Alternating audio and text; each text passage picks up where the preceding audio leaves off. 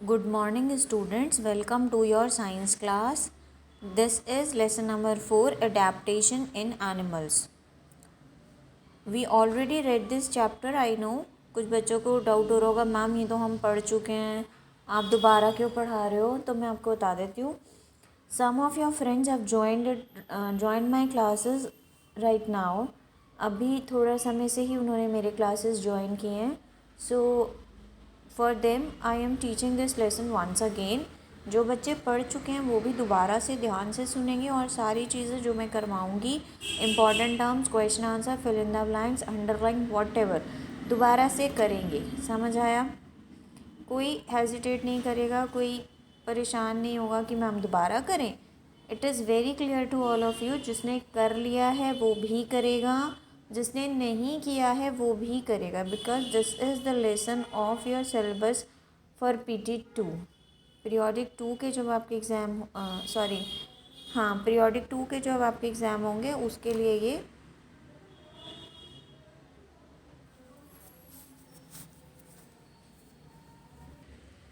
मैं अब आपको ये लेसन करा रही हूँ. So let us start reading. Please open your science book, page number 44.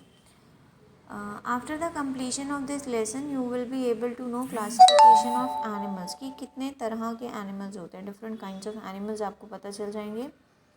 Adaptation to environment, adaptation का मीनिंग पता चलेगा कि अडेप्टेशन क्या होता है. हम जो बार बार बात कर रहे हैं, adaptation in animals, adaptation to environment. So what is adaptation, ये भी जब मैं लेसन आपको पढ़ाऊँगी फिर समझाती हूँ क्या होगा. अडेप्टेशन टू एनवायरनमेंट में ये हमें समझ आएगा कि वो किस तरह के जगह पर रहते हैं. आपने देखा होगा कुछ एनिमल्स एयर में रहते हैं, कुछ एनिमल्स वाटर में रहते हैं, कुछ एनिमल्स लैंड में रहते हैं, कुछ एनिमल्स फॉरेस्ट में रहते हैं, कुछ एनिमल्स मार्शी लैंड्स में रहते हैं. So according to their habitat उनके क्या अडेप्टेशंस हैं. Next, after the completion of this lesson you will be able to know adaptation for protection. अपने बचाव के लिए वो क्या क्या करते हैं. प्रोटेक्शन मीन्स बचाव. नेक्स्ट, अडेप्टेशन फॉर फूड, खाने के लिए, कि जिस जगह पर वो रहते हैं वहाँ पर कैसा खाना मिलता है, उसके अकॉर्डिंग वो अपने आप को किस तरह अडेप्ट करते हैं, अपनी बॉडी में चेंजेस लाते हैं. कैमोफ्लेज, किस तरह वो अपनी बॉडी का रंग बदलते हैं. endangered animals, and the last we will read about endangered animals. endangered animals वो होते हैं जो बिल्कुल खतरे की घंटी के निशान तक उनकी संख्या पहुंच चुकी है, कि अब अगर इससे ज़्यादा हमने उनको मारा या वो खुद मरे तो वो लुप्त हो सकते हैं.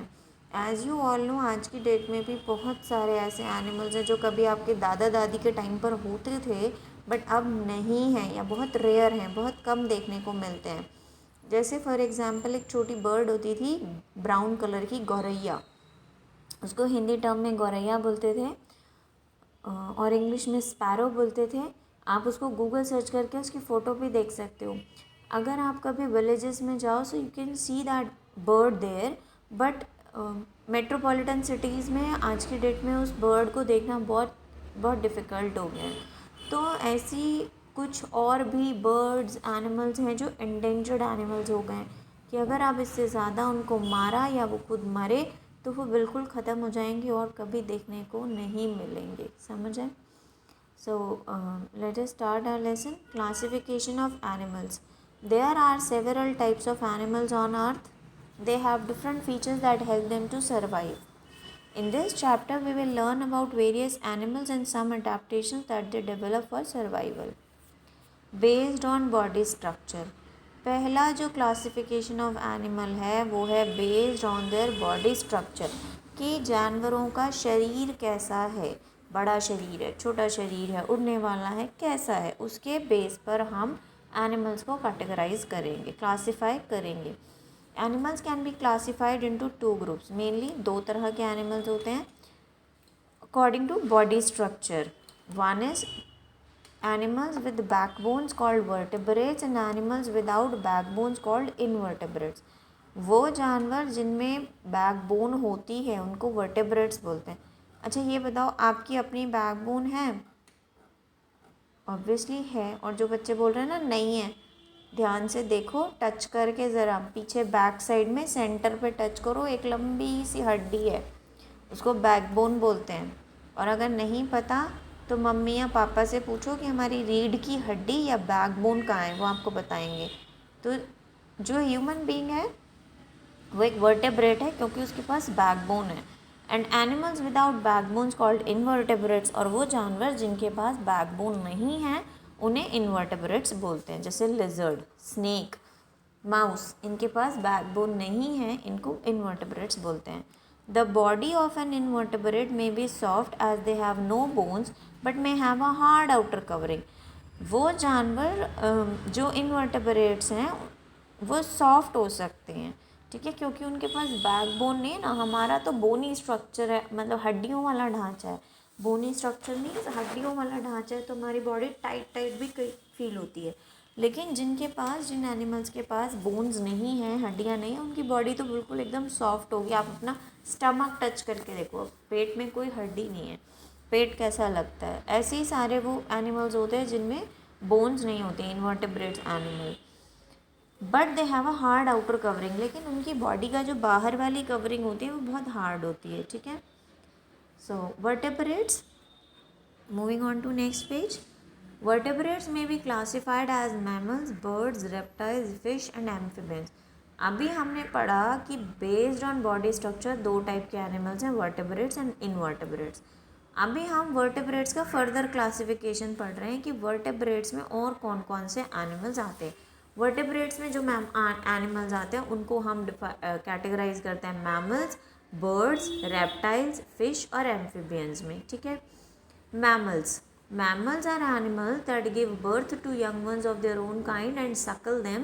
They have hair or fur as an outer covering that keeps them warm and protects them from any skin injury. Okay, mammals क्या होते हैं, ये मैंने आपको लास्ट लेसन में भी पढ़ाया था। mammals वो जानवर होते हैं जो अपने जैसे यंग बच्चों को जन्म देते हैं, उनको अपना दूध पिलाते हैं, ठीक है। उनके शरीर पर बाल होते हैं और वो वार्म ब्लडेड एनिमल होते हैं, ठीक है। aquatic mammals like dolphins and whales breathe through their lungs and come up to the surface to take in air. aquatic animal यानी पानी में रहने वाले जानवर जैसे कि डॉल्फिन और वेल्स, वो लंग्स से सांस लेते हैं।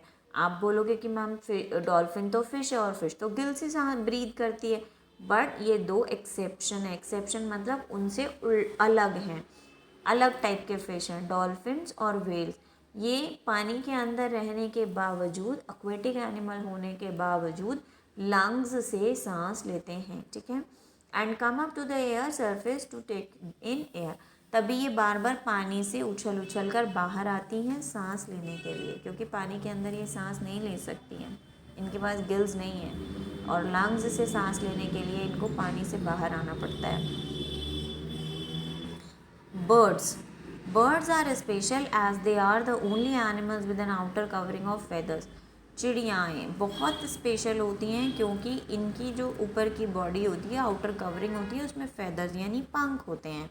दे ऑल्सो हैव विंग्स, इनके पंख होते हैं, एंड लाइट हॉलो बोन्स, और हड्डियाँ खाली और हल्की होती हैं, तभी ये उड़ पाते हैं। अगर इनकी बोन्स हैवी हो जाएंगी सो दे कैन नॉट फ्लाई, वो उनका वेट बढ़ जाएगा और वो उड़ नहीं पाएंगे। जैसे ईमू एक बर्ड है, ऑस्ट्रिच एक बर्ड है, इनका जो वेट है वो बहुत ज़्यादा होता है। पीकॉक का भी वेट बहुत ज़्यादा होता है, इसलिए वो हाई लेवल तक फ्लाई नहीं कर सकता, हाई हाइट तक, ज़्यादा हाइट तक फ्लाई नहीं कर सकता, थोड़ा बहुत ही उड़ सकता है। जो बर्ड्स बहुत ऊंचे तक उड़ पाते हैं उनका जो बोनी स्ट्रक्चर है वो हॉलो होता है, उनकी हड्डियाँ अंदर से खाली होती हैं, जिसकी वजह से वो हल्की होती हैं, ठीक है। तो इसलिए वो अपना, उनका वेट कम होता है बॉडी का, और वो ऊपर तक उड़ पाते हैं। मोस्ट बर्ड्स कैन फ्लाई, ज़्यादातर चिड़ियाएँ उड़ सकती हैं। Some birds like penguins, ostrich and kiwi are called flightless birds. जो मैंने अभी आपको एग्जांपल दिया था कि ऑस्ट्रिच है, ईमू है, ये जो दो बर्ड्स हैं ये उड़ नहीं सकते हैं। इसी तरह आपका पेंगुइन है और कीवी है, ये उड़ नहीं सकते हैं, इनको फ्लाइटलेस बर्ड्स बोलते हैं, as they can not fly, क्योंकि ये उड़ नहीं सकते हैं। लाइक मैमल्स, मैमल्स की ही तरह birds are also warm blooded, birds भी वार्म ब्लडेड होते हैं, and breathe through their lungs, और अपने लंग्स से सांस लेते हैं। What is an, now moving on to next page. Okay, marsupials like kangaroos and koalas give birth to small worm-like newborn that crawl into their mother's pouch to suckle and grow. They remain there till they started looking like adults. मैंने आपको last class में बताया था marsupials क्या होते हैं. Marsupials वो animals होते हैं जिनकी बॉडी में एक पाउच टाइप का होता है अपने बेबी को रखने के लिए. ठीक है, उनको मार्सूपियल्स बोलते हैं. इसके दो एग्जाम्पल हैं, कैंगरूज और दूसरा है कोआलाज. ये जब बच्चों को जन्म देते हैं तो इनके जो बच्चे होते हैं ना वो छोटे छोटे कीड़ों की तरह होते हैं. फिर ये उनको अपने पाउच में रखते हैं. इनकी बॉडी में गॉड गिफ्टेड है, वो इन्होंने खुद नहीं बनाया है, वो गॉड गिफ्टेड है, भगवान ने ही बना के भेजा है. वो उसके पाउच के अंदर रखते हैं, उनको फीड कराते हैं, सकल करते हैं तब तक जब तक कि वो बड़े होकर एडल्ट कैंगरू या एडल्ट कोआलास जैसे नहीं दिखने लगते हैं. ठीक है, moving on to next page. Fish live in water. मछलियाँ पानी में रहती हैं. They have scales covering their bodies. उनके शरीर पर धारियाँ होती हैं, स्केल्स होते हैं. They breathe through their gills. वो गिल्स से सांस लेती हैं.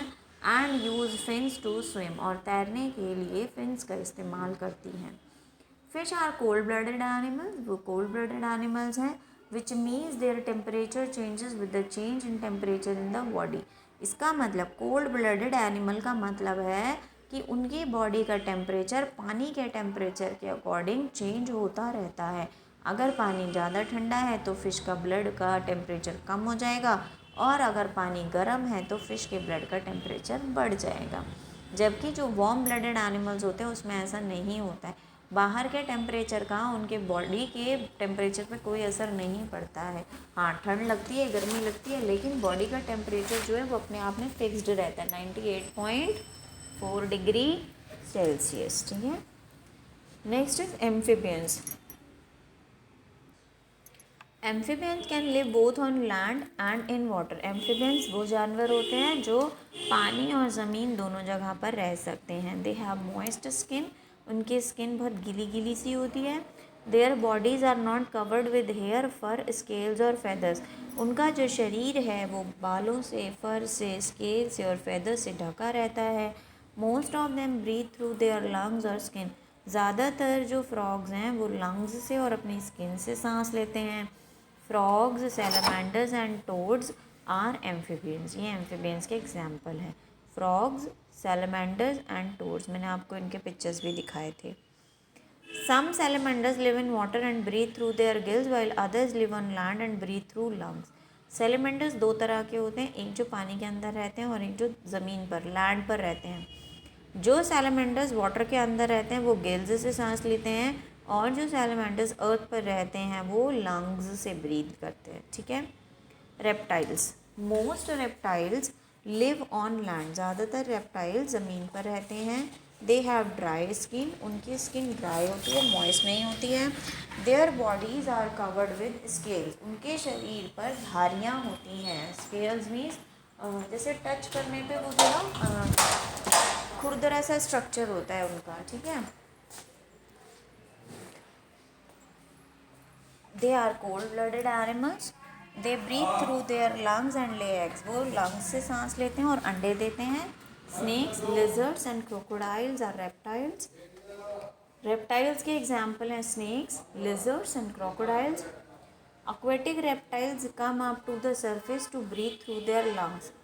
और जो aquatic reptiles हैं यानी पानी में रहने वाले reptiles हैं वो ज़मीन पर आते हैं सांस लेने के लिए अपने lungs की हेल्प से. Turtle shell is connected to its backbones. Turtle का जो पूरा शेल है वो उसकी बैकबोन से कनेक्ट रहता है. So it can not fall out of its shell. इसलिए उठकर गिर नहीं जाता है. जब टॉर्टोइस भागता है तो ऐसा नहीं होता है कि उसका शेल कहीं पे निकल के गिर जाएगा. क्यों? क्योंकि वो उसकी बैकबोन से कनेक्टेड होता है.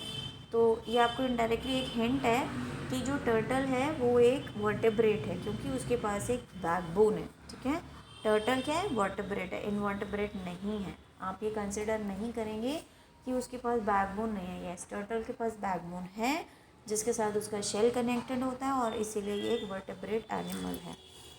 So student, I hope you enjoy today's class and this is the end of our video. आपको पेज नंबर 44, 45, 46 दोबारा से रीड करना है. इसकी एक्सरसाइज करेंगे हम धीरे धीरे। Till then take care, see you tomorrow, bye bye.